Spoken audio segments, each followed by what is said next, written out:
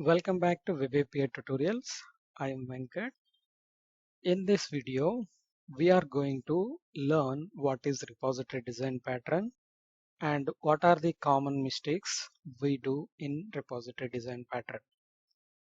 Repository design pattern is an abstraction of the data access layer. It hides the details of how exactly the data is saved or retrieved from the underlying data source. That means till now, we have written the database read and write operations inside the low-level components directly.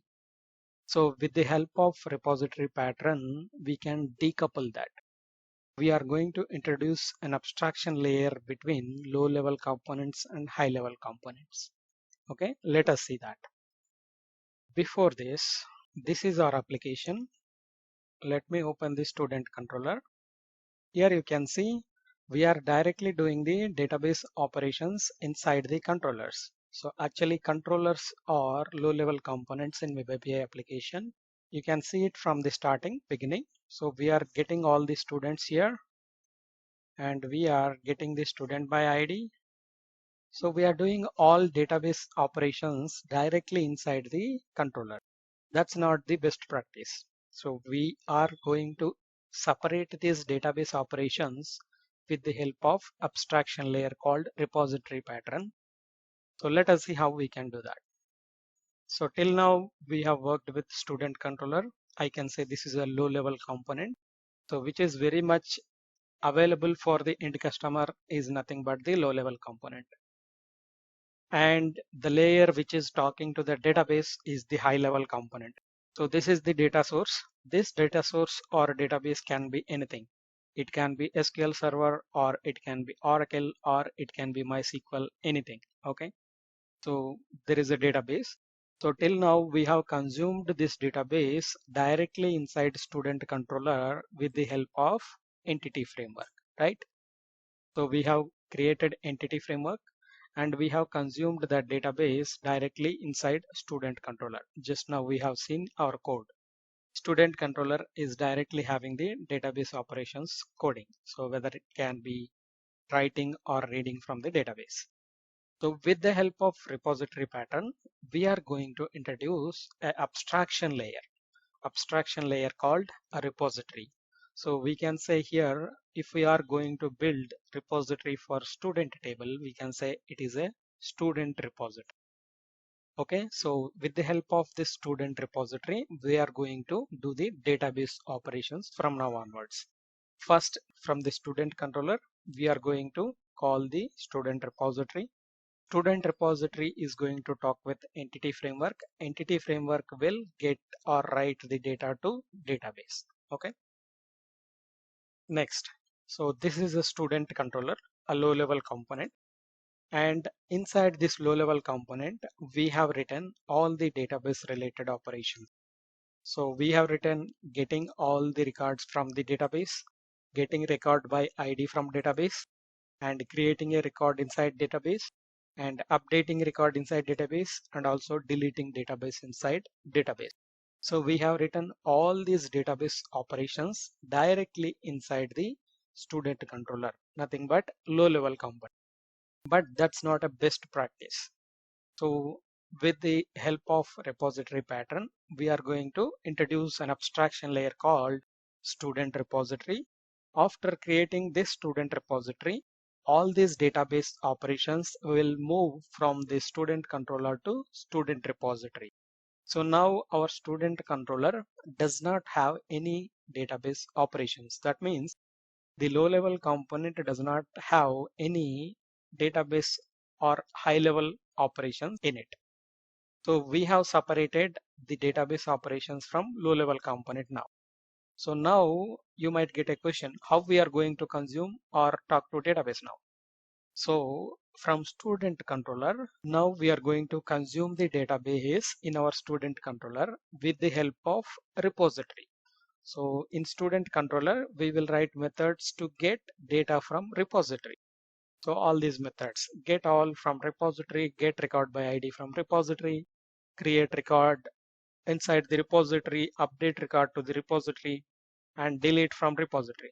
So we are going to call repository from our student controller. This repository is going to talk with database. Okay. So from this student controller, we will be talking to the student repository. Repository will talk to the database. So this is how repository pattern will work. Let us see how the people are creating the repository pattern.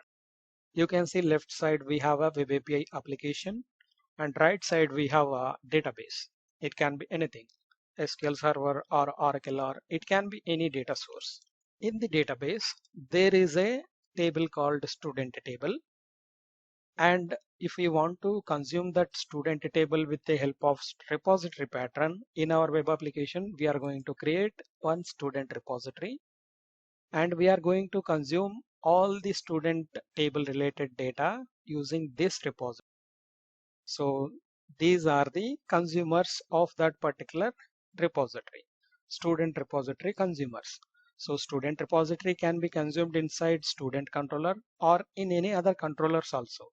It cannot be student controller only, right? So there is another table in database, course table. For course table, we are going to create course repository, and course repository is consumed by all the low level components, consumers.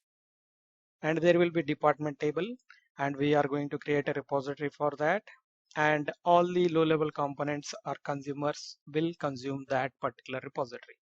They will consume the data from database using that particular repository. Here we have a attendance table. Similarly, we will create the repository for attendance and low level components will consume that. And exam table is there, and exam repository we will create and low level components will consume that.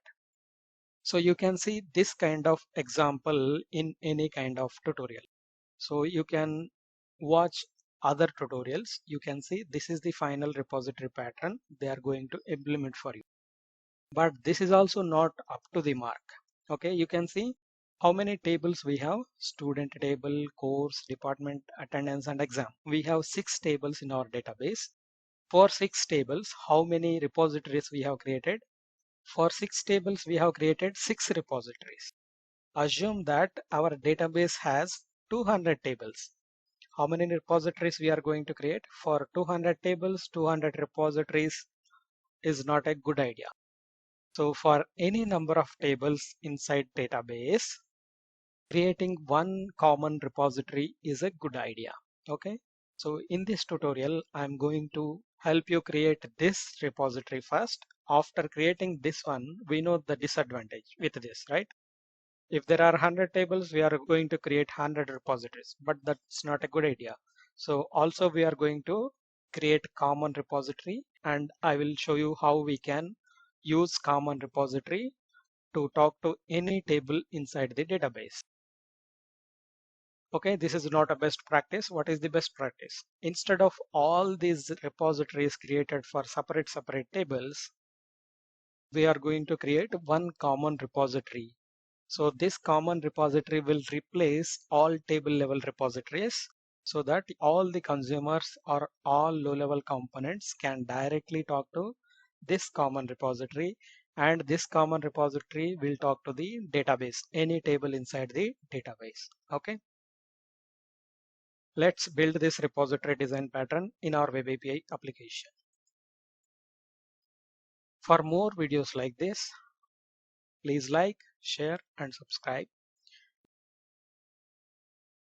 If you have any questions, please ask in the comment box. Thank you for watching.